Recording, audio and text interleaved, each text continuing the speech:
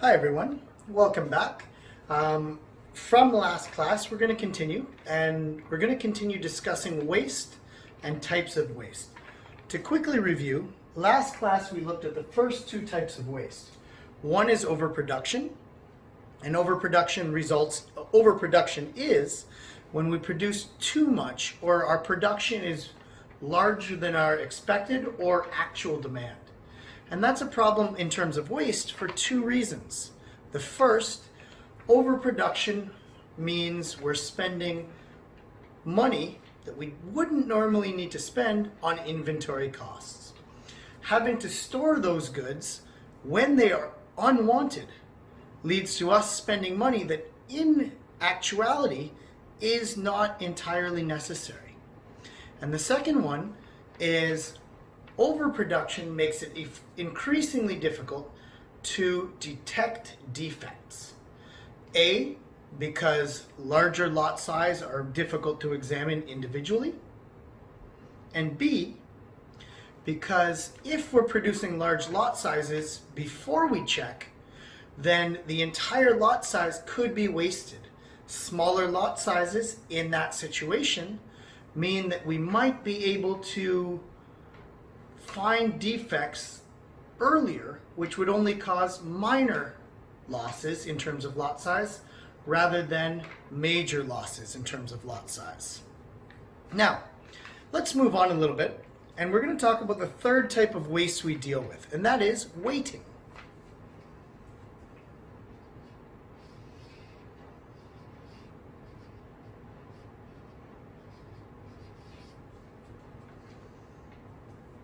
Weighting is, quite simply, when something is forced to wait.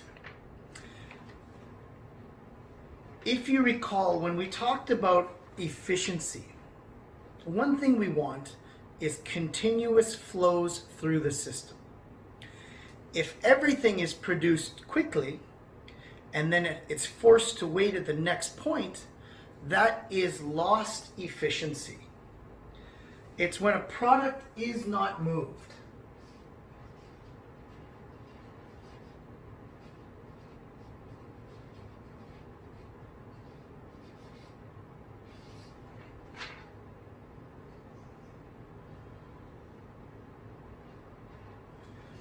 If a product is not moving, if it's being forced to sit somewhere, very simply, that is waste.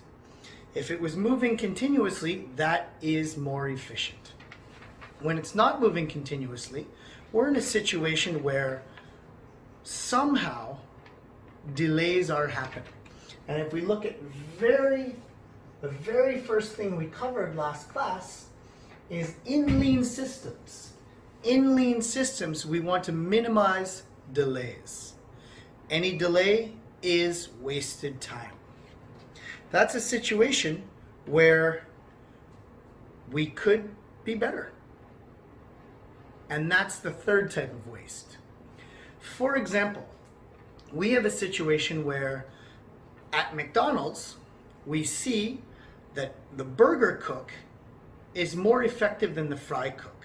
For every 5 burgers he orders, he ships them out 1 burger per minute. Now the fry cook, she does 1 batch of fries every minute and a half. So we have 5 burgers coming out every minute, 5 burgers, 5 minutes. If the fry cook can only do 1 batch of fries every minute and a half, 5 batch of fries is 7.5 minutes. So we have 5 burgers, 7.5 fries. 5 burgers, but we don't have 5 fries yet. We have to wait to get those fries. So what happens is the burgers are waiting to be delivered. Customers are getting their food slower. Waste is occurring. The same thing happens. And one reason, if you go to Starbucks, if you go to almost any coffee shop here in Korea, they do food items, they do menu items. But almost always those menu items are very quick to process because they don't want different coffee prep times and different food prep times. They want them to be similar because if, for example, a sandwich takes 10 minutes to prepare and a coffee averages 3 minutes, that coffee is sitting on the counter for 7 minutes. Now that's an extreme example and that doesn't happen often, but that's a scenario where we would be in a situation where the coffee has to be started later, leading to increased chance of error, or the coffee is sitting and getting cold while the sandwich is being processed. That's waiting time for the coffee. That's wasteful. It's inefficient. Number 4,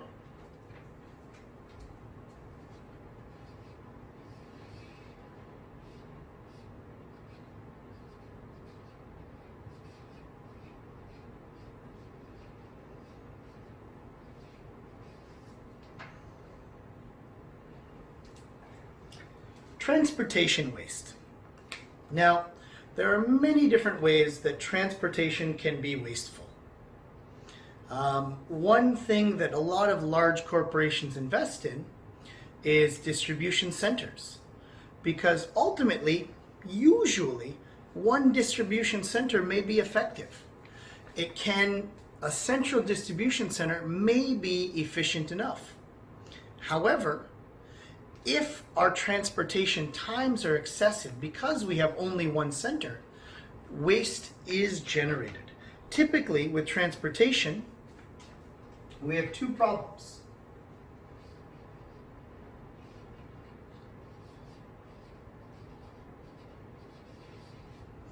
The first problem is damage.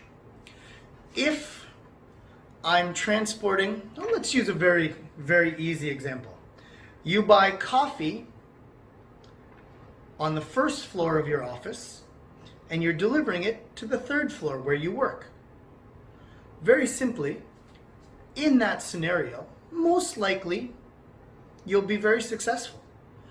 Only in very rare situations would damage to the coffee occur if you're going so close.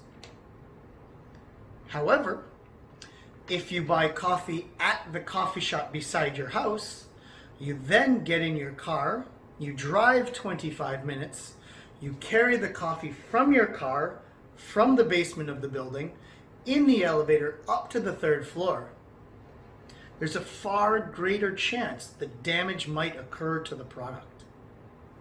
If I'm ordering, let's say for example, here in Korea, it's very common to use Coupang. Coupang's quite convenient. That's one of many large online sales sites. If I'm ordering on Coupang and I'm ordering a product that already exists in Korea, I'm ordering something that is at their distribution center in Daegu. In that scenario, there's a far smaller chance that damage will occur to the product while shipping. Then, if I were ordering from Amazon and my product exists in America, then it has to travel halfway around the world. It will be shipped to a distribution hub. The hub will ship it to an airport or maybe a seaport. It will then be carried thousands and thousands, tens of thousands of kilometers around the world. From when it arrives, it has to be offloaded again. When offloaded, it must then go to the distribution center here in Korea. And finally, from that point, it would ship to us in Korea. Now, that is the odds of damage to a product occurring in that scenario are exponentially higher. That's a scenario where we would have far less success receiving a damage-free product. The second possible situation, or the second problem with transportation,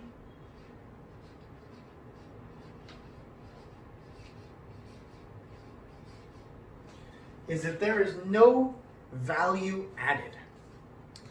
Value added means we are creating a situation in which this product becomes more valuable to our consumers. It's a situation where our customers are increasingly want that product. So for example, if I have a wallet, instead of selling a wallet, I may engrave on the wallet someone's name. That's a value added scenario.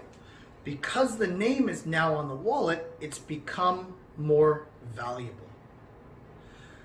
If I go to a burger restaurant and the burger restaurant allows me to alter the toppings on my burger, that's a value added situation. I go there because I can remove tomatoes and lettuce. It's more valuable to me than a burger restaurant that forces me to eat exactly what's on the menu. Those are value added scenarios. Shipping is never, transportation is never a value added scenario. Transportation only detracts from the scenario, or from the value of a product. It's slower, damage is more likely to occur, and it's never a situation where we enjoy waiting for a product. When we order something, the quicker it gets to us, the happier we are. So transportation can damage products, and it almost in 99.99% of situations, it does not add value to the product. Number 5, motion.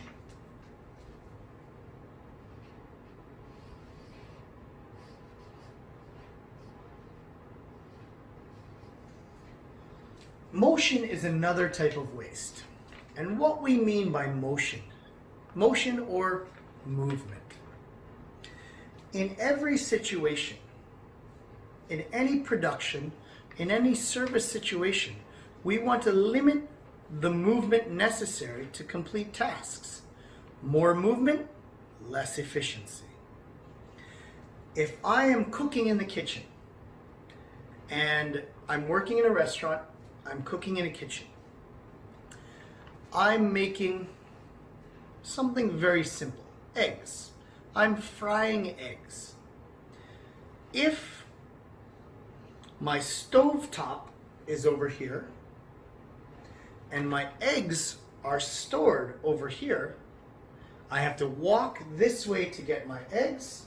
I have to turn around and walk back to use the stovetop. I'm wasting energy. I'm wasting time. My production of these eggs will be less efficient. Also, and this is something that is semi-related, and you'll often see we want workers moving as little as possible because excess movement quite often leads to injury. Workplace injury is wasteful. If I am always lifting up, bending down and lifting, there's a far greater chance that I will hurt myself than if I was quite simply moving from one to the other. So when we store goods, we typically want to store them at or near the level where they'll be used. Motion seems like a simple thing. However, with production operations management, we're looking at efficiency in every aspect of the business. The more we move, the more time wasted. Let's go back to our McDonald's example. Maybe the reason that burgers are produced every minute is because the lettuce, the tomatoes, the onion, the sauce is all directly beside each other. It exists from here to here. We take a bun, we apply the sauce, put on the tomato, put on the lettuce, put on the onion. It's a very simple, effective, speedy, efficient process. French fries, if this is a poorly designed system, we may have to walk to get French fries. We then have to walk back to the fryer, put them in the fryer, wait while the product is processed. Then we have to walk and get the salt, walk back and add the salt, put the salt back, and then take the fries and dispense them for the meal. Because everything's not tightly located, it leads to inefficiency. Even seconds, if it's a very commonly ordered product, can lead to intense, over the long term, in a situation where we have thousands of products, this can lead to a situation that does, over time, contribute intense waste to the total system. All right, everybody, we're going to take a short break and then we'll continue with lean systems. All right, everyone, welcome back. We're going to continue now very quickly talking about waste. The sixth type of waste is inventory.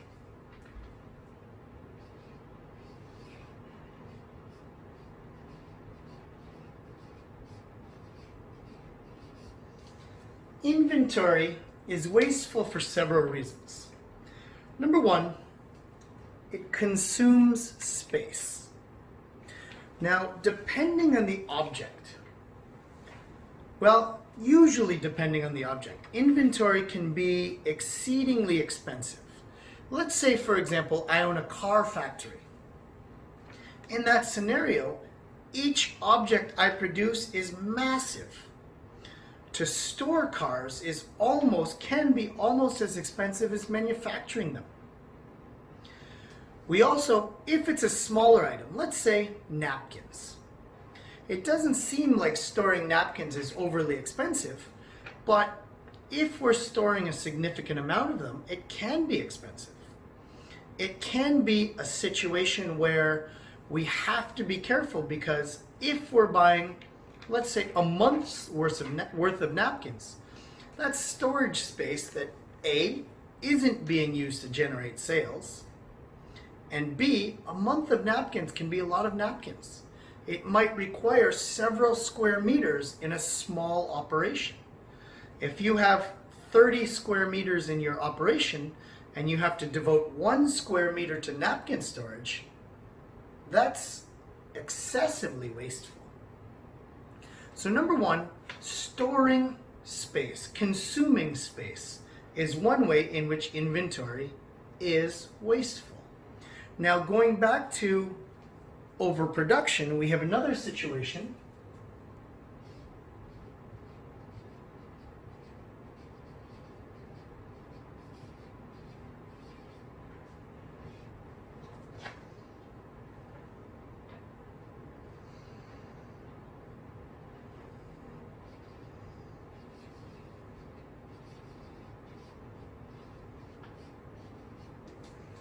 where excess inventory hides defects. If we have 3 items in inventory and we look at them, it's very easy to see the defects that may exist. If we have 300 items, similar items, it becomes much more difficult to find immediate defects. It's very much a situation where we have to examine carefully, and that's again wasteful. The key here is anything that wastes time or wastes money is something that's detracting from the overall efficiency of the system. Okay, next. Number 7, 2 more.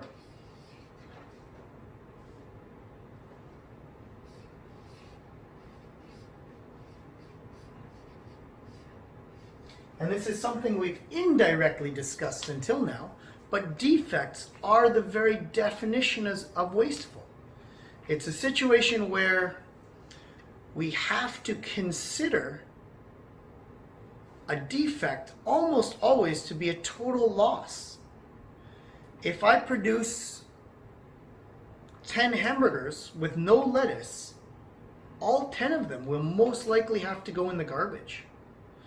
If I produce 100 pink shirts instead of 100 yellow shirts, that's waste. Directly, by any definition, that is waste. So we have to consider all of those products to be essentially garbage. Now, number 1, defects are waste. Or, in a less intense scenario, they at the minimum require reworking. So number one, any defect is waste, or a defect leads to a product that needs to be reworked.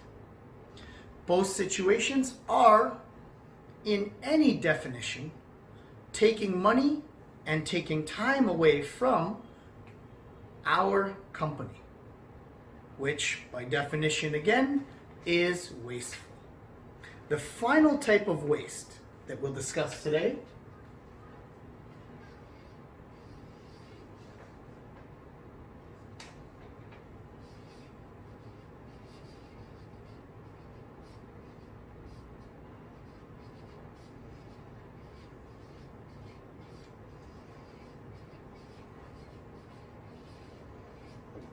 is the underutilization of resources.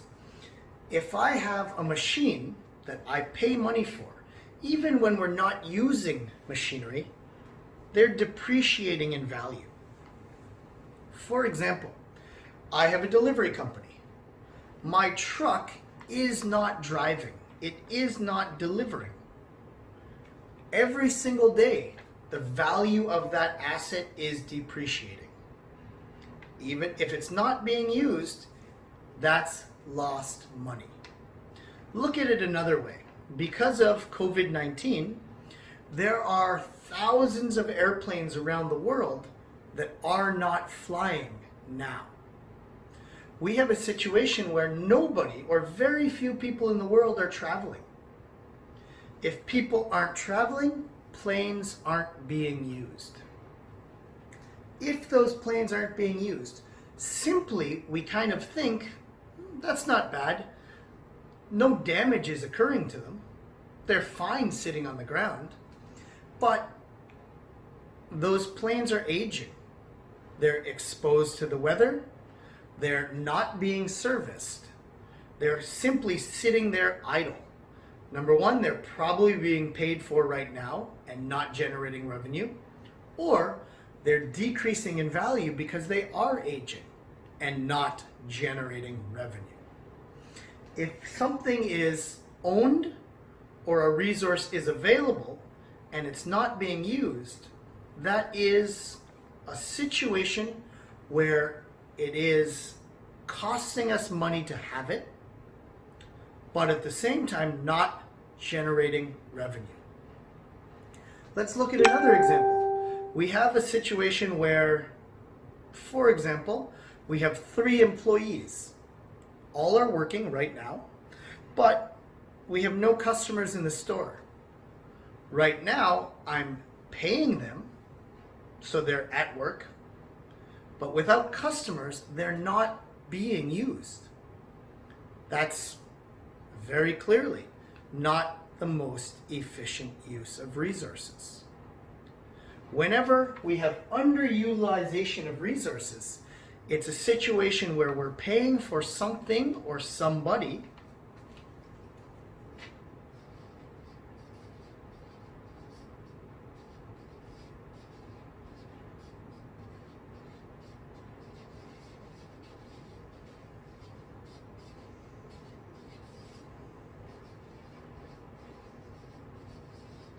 We're paying for something or somebody, but we are not receiving revenue for the investments we are making.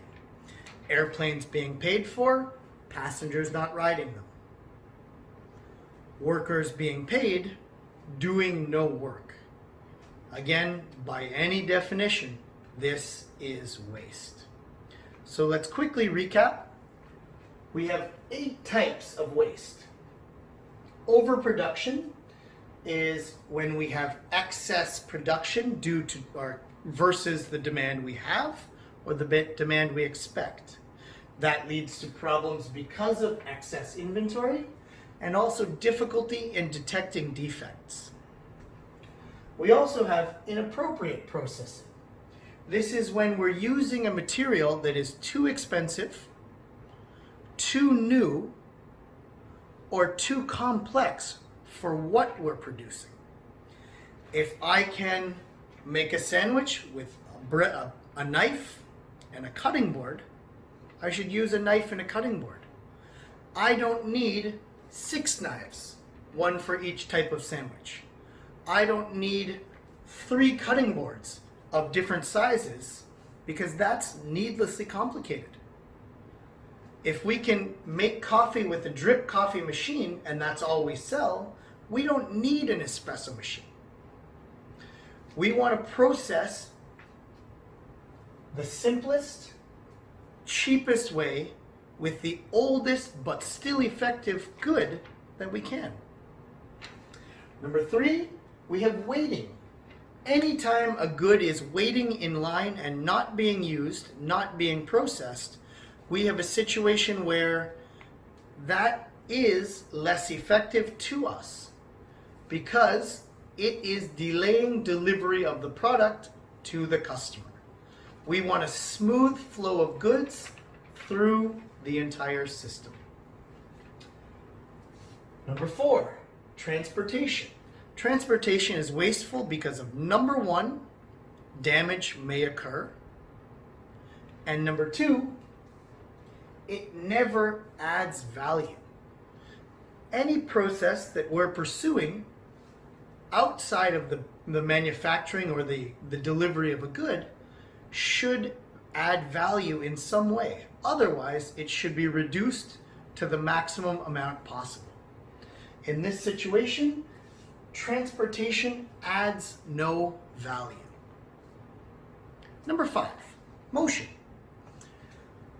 Movement wastes time, movement wastes energy. If you look at something and you have the place you process the good over here and the storage of the pre-goods over here, any movement between both locations costs time and costs money, both of which for us are inefficient, wasteful. Number 6, inventory. Inventory is wasteful because it consumes space. Storing products takes space. Space is always paid for. Very similar to underutilization of resources, space is a resource. If we have 30 square meters of space, all 30 square meters should theoretically be used to generate revenue for our company. If they are not, we have a scenario where that money is being thrown away. Also, inventory, as we discussed, hides defects. If I'm looking at 2 products, it's easier to find defects compared to looking at 100 products. 100 is easier than 1,000. For each product we have in inventory that has to be checked for defects, we have a situation that becomes more and more complicated, more and more time consuming, less and less efficient. Defects. Defects are waste because of number 1, they might be garbage. If I've invested time, labor, and resources to produce something, and it was produced and cannot be used, it's not generating revenue for us. Anything that is paid for but doesn't generate revenue is wasteful. Also, reworking.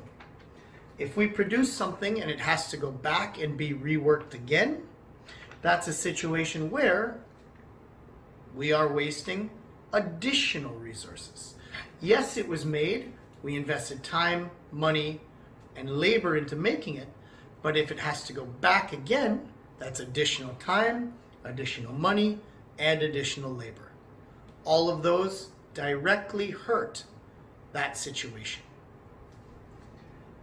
Finally, underutilization of resources. Any resource that we have must be paid for. Nothing is free. If we have land, we're paying for it by not using it to its effective capacity, directly paying for it, or maybe it could be devoted to something else. If we have employees, we are paying them. If we have coffee and the coffee isn't being used, it is a waste of resources.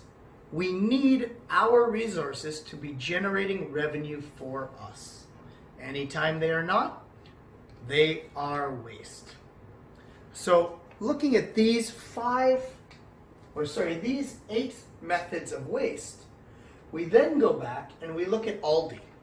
And we see that Aldi recognizes all of these types of waste and in various different ways have tried to reduce that waste through their corporate practices.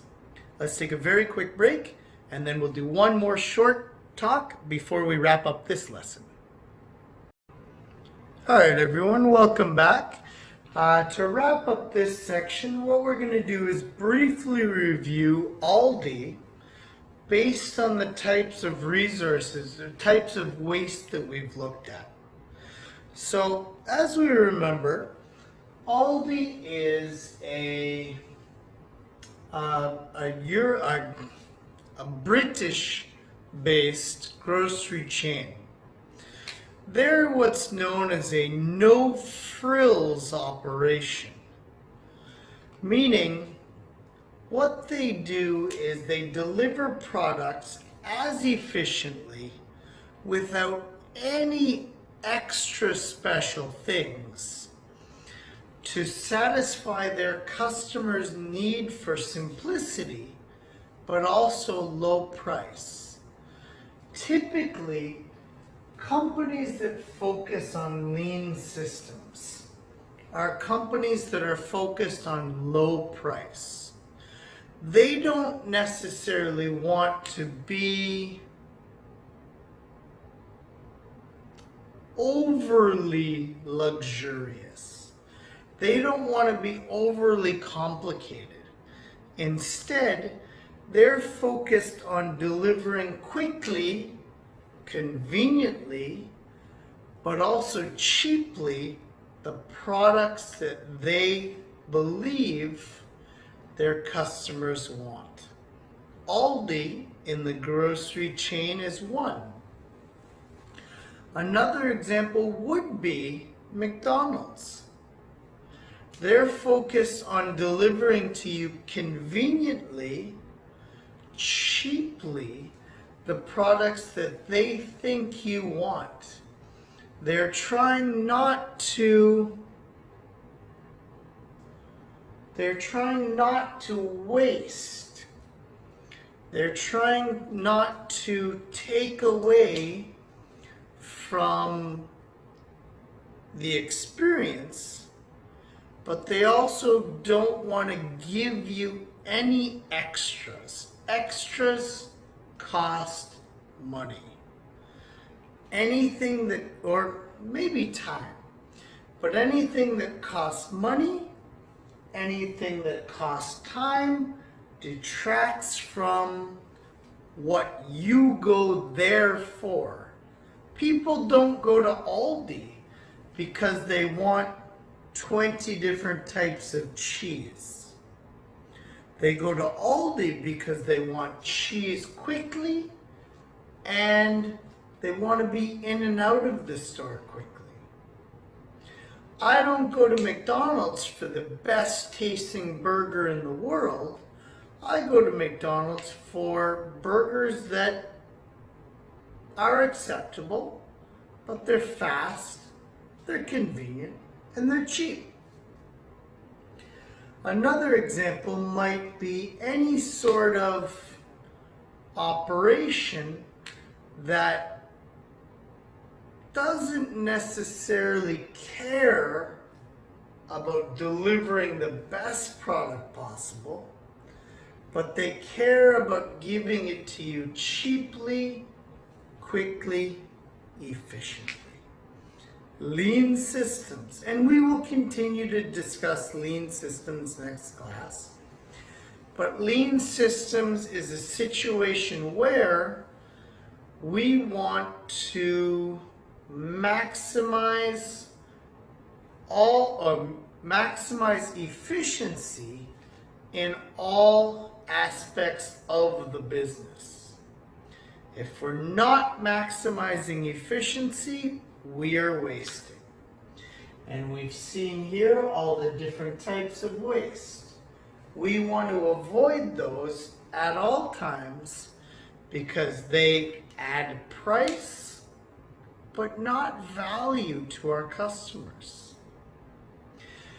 Even companies that, for example, are focused on a different aspect of business, maybe luxury, maybe something, even companies like that, in many ways, try to focus on lean systems in some way, shape, or form.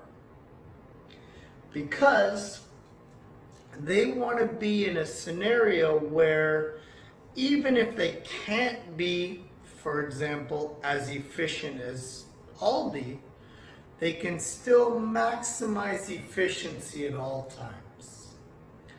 So, to wrap things up, let's look at Aldi. Aldi has the core values of simplicity, consistency, and corporate responsibility. As simple as possible, always the same, and they expect the most from their suppliers and their staff. That allows them to be a lean, effective, efficient company. So let's look at how they actually do that now that we've discussed waste. Number one, they have flexible staff, and that allows resources, or directly underutilization of resources, to be minimized. If every employee can do every job, employees stay busier more, they move around the store more, they complete the tasks that need to be done at any given time. So by having flexible staff, they minimize the possibility that their staff is being underutilized. Number two, they have perfect expectations. They expect their suppliers to be perfect. They expect their staff to be perfect. What we're doing here is we're minimizing defects. If nobody's making mistakes, products are delivered on time. Products are in the store, operations are running smoothly. We're in a situation where we have very little waiting, and we also have very few defects. If our suppliers are efficient, then we have very little waiting, and we have very little transportation damage. So again, we're minimizing two types of waste by focusing very heavily on perfect expectations. Efficient design. They have multiple checkout stations. All of their locations are similarly put together, and they're generally small, comfortable, convenient places. That allows a decrease in motion, and it also decreases waiting. And finally, we're not underutilizing our resources. They have small spaces, so they employ all of the space to effectively manage what their customers expect. Just-in-time delivery with inventory, number 4, is again minimizing waiting and minimizing transportation. When they need something, they order it. When they order it, they expect it. They expect perfect delivery from their suppliers, and that minimizes waiting time and minimizes transportation problems. Number 5, they have ready-made displays and pallets. Every display is ready, which minimizes wait time when the product comes out. It can be used immediately, and it also minimizes defects. No products are being underutilized, no products are being damaged, similar to transportation. And finally, it does, again, minimizes the possibility of underutilization of resources. Number 6, they have universal hours, 8 a.m. to 8 p.m. Minimizes underutilization of resources, and it also eliminates overproduction. They know when they're going to be productive. They plan for those hours only, and accordingly, they don't waste a lot of time. Finally, limited use of credit cards. This seems like something that might be a negative. It's a little inconvenient. Not everybody carries cash. Some people prefer to use cards only. However, this is focused on their side of the business. They're focused on making sure they have continuous flow of income. They're focused on making sure they're able to deliver just in time, ordering. And they're able to minimize the costs that they spend processing credit cards, which allows them in turn to use less money, or to devote less money to credit cards, which allows cheaper prices.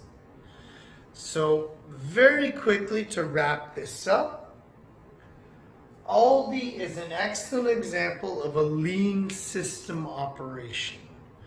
They're focused on fast, convenient, quick,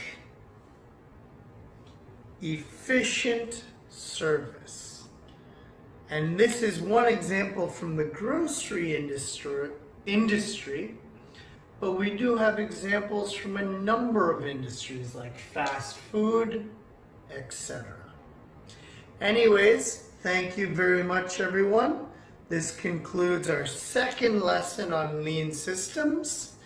And when we begin our next lesson, we'll focus a little more on guiding principles of lean system operations. Thank you again. Have a wonderful day, and I'll see you soon.